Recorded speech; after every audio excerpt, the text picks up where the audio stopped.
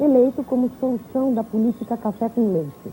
Arthur Bernardes vem depois, uma espécie de linha dura, mantendo seu governo sob constante estado de sítio. Por fim, Washington Luiz, que celebrizou-se com a frase: governar é abrir estrada. Muito bem, minha gente, e hoje nós vamos continuar falando da República Velha, da Primeira República. Claro que hoje nós vamos analisar tudo aquilo que aconteceu nesse país entre 1914 e 1930. Por isso, nós vamos tratar, nessa nossa aula de hoje, da sucessão presidencial. Afinal, quem governou o Brasil de 1914 até 1930? Os presidentes desse país, nesse período que vai de 14 até 1930. O primeiro deles, que você conhece bem, é o nosso amigo Venceslau Braz. Dá uma olhada no Venceslau. Beleza, hein? Olha o Venceslau aí. Venceslau, esse moço, se me lembro bem, eleito pelo Café com Leite, em 1914, foi o presidente do Brasil durante a Primeira Grande Guerra Mundial. E é bom lembrar que, nessa época, nós tivemos no Brasil um surto industrial importante por conta da própria guerra. O que equivale a dizer? Diante da guerra, muita coisa que o Brasil importava da Europa teve que ser fabricada aqui, produzida aqui, principalmente os chamados bens de consumo não duráveis, alimentos, calçados. E é por isso que o Brasil cresceu do ponto de vista industrial. E é claro que nesse período foram violentas as greves, principalmente em 1917, as famosas greves de 17. E naquele tempo, meu amigo, naquele tempo, greve era caso de polícia. O que vale dizer? As questões sociais eram tratadas na delegacia, na base da pancadaria, na base da chibata. É claro que em 1918 nós tivemos uma nova eleição para presidente. Rodrigues Alves, que havia sido presidente entre 1902 e 1906, foi reeleito, mas não tomou posse. Ele não tomou posse e o vice-presidente, o Delcy Moreira, foi obrigado a convocar uma nova eleição para presidente da República. E nessa nova eleição presidencial foi eleito Epitácio Pessoa. E eu quero que você conheça Epitácio Pessoa. Vamos conhecê-lo. Eis o nosso amigo Epitácio Pessoa.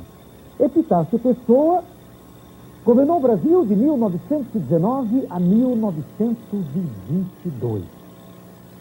1922, atenção, 1922, 1822, primeiro centenário da independência do Brasil.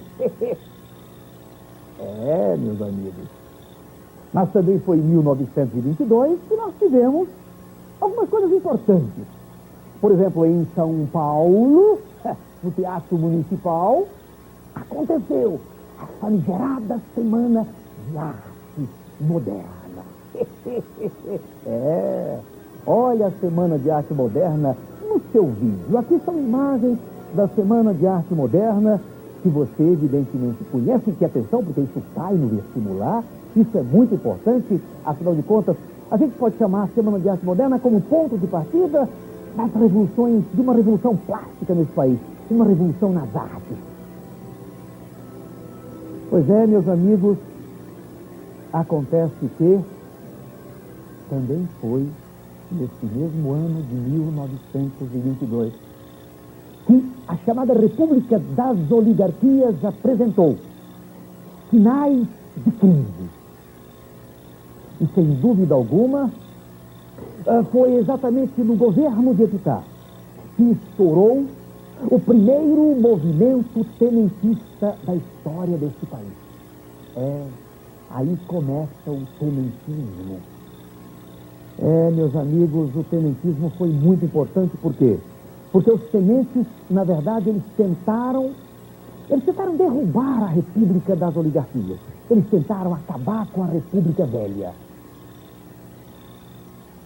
De que maneira? De que maneira?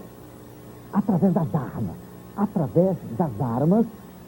E é claro que os tenentes, eles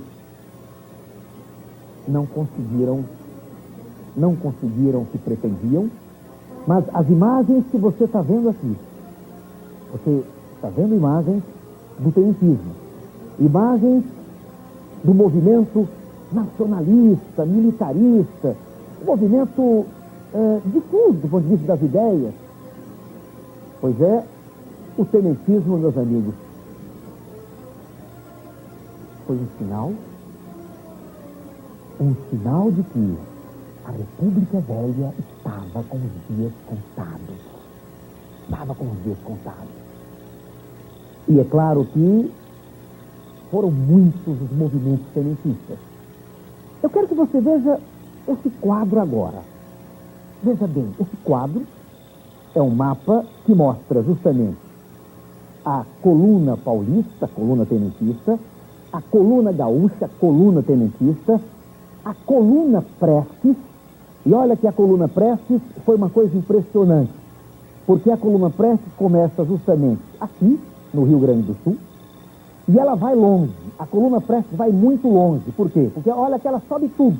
Ela vai, percorre boa parte do interior deste país, não é? A coluna Prestes vai, inclusive, se interiorizar, ela vai desaparecer. Mais tarde, ela vai desaparecer mais tarde, no governo, praticamente quando a Revolução de 30 estava na iminência de acontecer. É evidente que várias revoltas tenentistas aconteceram em outros governos. No governo, por exemplo, desse homem aqui, no governo de Arthur Bernardes. Arthur Bernardes, que foi presidente do Brasil de 1922 a 1926. Esse homem que governou o país o tempo todo em estado de sítio. Arthur Bernardes enfrentou problemas. As colunas, especialmente a coluna Prestes, criou problemas para Arthur Bernardes. É claro que a República Velha estava mesmo com os dias contados. E foi justamente numa tentativa de salvar a República das Oligarquias e esse homem que eu quero que você conheça. Olha lá, Washington Luiz assumiu a presidência da República representando São Paulo com o apoio de Minas Gerais e, portanto, o café com leite. E é bom lembrar que esse homem, Washington Luiz, tentou adotar um plano de estabilização da economia. É novidade! Meus amigos, novidade! O homem tentou acabar com a crise da República Velha através da estabilização das finanças. É claro que foi justamente no governo de Washington Luiz que estourou em Nova York, nos Estados Unidos, a famigerada crise, o crack da Bolsa de Valores. E não esqueça que o principal produto que o Brasil vendia naquele tempo era o café. E o governo não protege o cafeicultor. A situação se complica muito. Se complica muito, principalmente por quê? Porque o Washington Luiz resolve quebrar a política do café com leite. Meus amigos, no lugar de ele indicar o paulista Antônio Carlos, o mineiro Antônio Carlos, o nosso amigo Washington Luiz resolveu indicar um outro paulista, Júlio Prestes. A coisa se complica. O Washington Luiz quebra o café com leite. As oposições, especialmente os estados de Minas Gerais, Rio Grande do Sul, Paraíba, acabam criando uma aliança, a Aliança Liberal. A Aliança Liberal lança um candidato à presidência da República, era o anticandidato. O Washington Luiz mantém o seu candidato, Júlio Prestes. As eleições são fraudulentas. Getúlio perde. O vice Getúlio, João Pessoa, é assassinado no Nordeste. Foi o pretexto para a Revolução de 1930. Veja esse mapinha aqui. é o mapinha da Revolução de 1930. Dá uma olhadinha. Dá uma olhadinha que é importante, ó. Aqui você tem Rio Grande do Sul. Olha lá. Minas Gerais. Olha lá, lá em cima, subindo. Paraíba. Os 3 estados que, na verdade, organizam a Aliança Liberal e que iniciam a Revolução de 1930 para derrubar Getúlio Vargas. Melhor dizendo, para liquidar o Washington Luiz, para levar o Vargas ao poder. O Nordeste inteiro vai aderir à Revolução.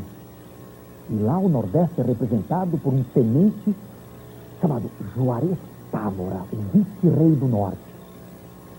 O movimento revolucionário, na verdade, deveria, entre outras coisas, provocar milhares e milhares de mortes. Eu nunca vou esquecer que a maior batalha da Revolução de 1930, a famosa Batalha de Itararé, e existe uma cidade paulista com esse nome, Itararé, fronteira com o Paraná. Essa batalha da Revolução de 1930 acabou não acontecendo. É impressionante. A maior batalha da Revolução de 30 não houve. Não é por quê? Porque quando a batalha ia começar,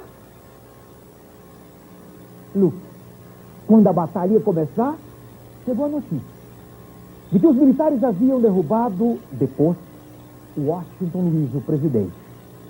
E com a deposição de Washington Luiz, a batalha foi simplesmente adiada e não aconteceu.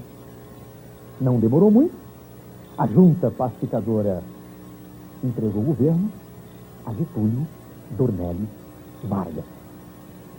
Eu quero que você veja agora um resuminho dessas coisas que nós temos aqui. Olha lá.